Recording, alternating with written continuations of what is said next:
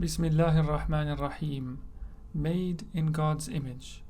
A commentary on verses 1 through 4 of Surat Insan by Shaykh Mohamed Faouzi al-Karkari Qaddasallahu Sirrah.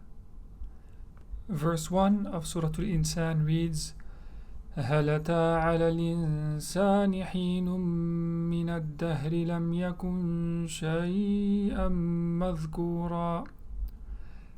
Has there come upon man a span of the eon in which he was a thing unremembered? The word eon here translates as ad-dahr versus waqt, which translates as time. Ad-dahr, or the eon, is the principle from which time emerges. It's beyond time, yet time emerges from it.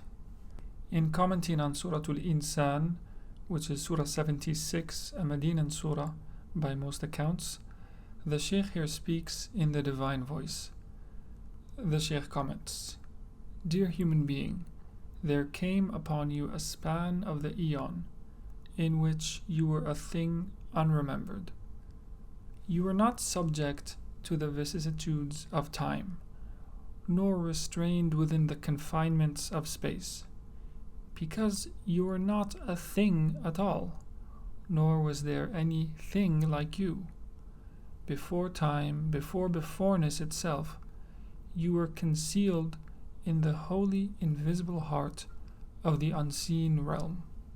There you swam within the eon itself, hallowed beyond time and space. Night did not enfold you, nor did day envelop you in that eonic pre-eternity where the eternal attributes of God permeate the stages of perfection.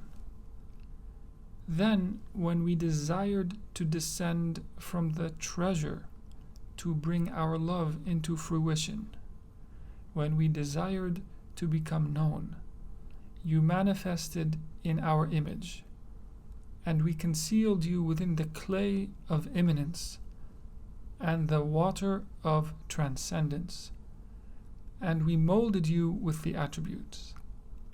Then when you became baked clay, our omnipotence etched within you the secret of divine will.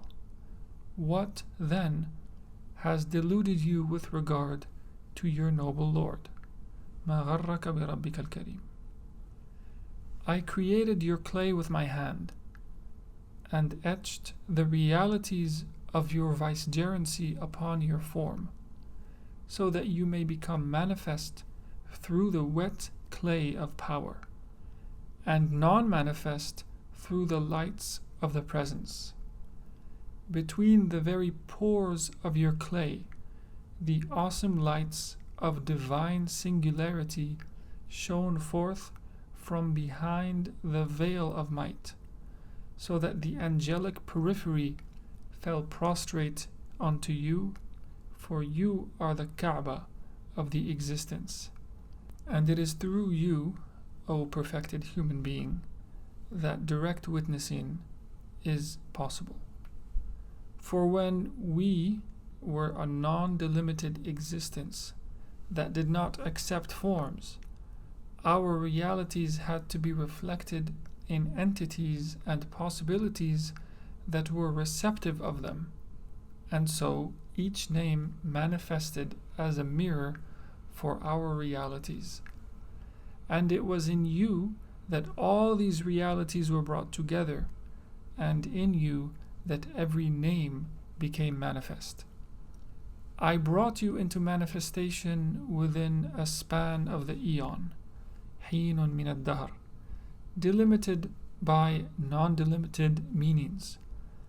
And I stretched forth your shadow upon the earth of existence. Then I withdrew you unto myself, a gentle withdrawal. I made you non-delimited through the secret of supreme vicegerency, so that you became non-delimited in your delimitation and transcendent in your immanence. So return to the center of your identity for a span of your time, and you shall find me to be the Eon itself. Ana Dahr. Annihilate the periphery in the center of will, of divine will, and you shall discover me within your non-manifest cloud, your hidden core, your non-existent being. إنا خلقنا الإنسان من نطفة أمشاج نبتليه فجعلناه سميعا بصيرا. Truly, we created man from a drop of mixed fluid, that we may test him, and we endowed him with hearing, seeing. Verse 2 of Surat Insan. The Shaykh comments in the divine voice, I created you from the mixture of opposites, and I proportioned your form with my hand, fusing together the sensory with the suprasensory, that I may test you with the burden that the heavens and the earth were unable to bear.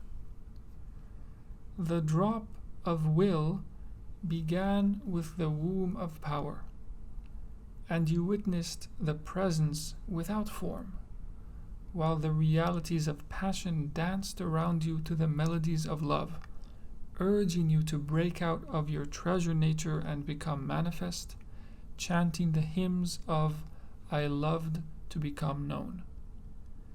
Then you appeared from between the opposites, churning in the isthmus of the two oceans in the most beautiful stature, fi ahsani taqweem, in our all-merciful form and our holy attributes, hearing and seeing. So, O mankind, what has deluded you with regard to your noble Lord, who created you, then fashioned you, then proportioned you, assembling you in whatever form he willed? Surat Al-Infitar, verses 6 through 8. You are seduced by your own self from me, and the here below has wrapped your heart with the chains of appetites and pleasures, and the hereafter has shackled you with its palaces and amorous peers, its houris.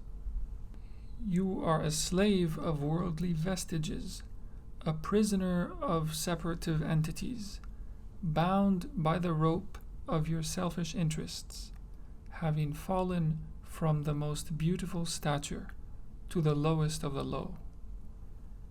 And when you wished to depart, you only left one realm of being for another, spinning within an infinite orbit without ever standing still for a single moment.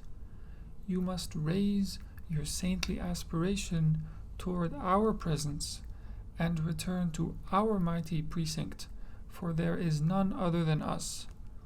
You must strive for the kaf of ihsan, the kaf of spiritual excellence, O human being, the kaf by which you may see me with my sight, and hear me with my hearing, and come to me with my foot, thereby becoming hearing, seeing, and a luminous lamp.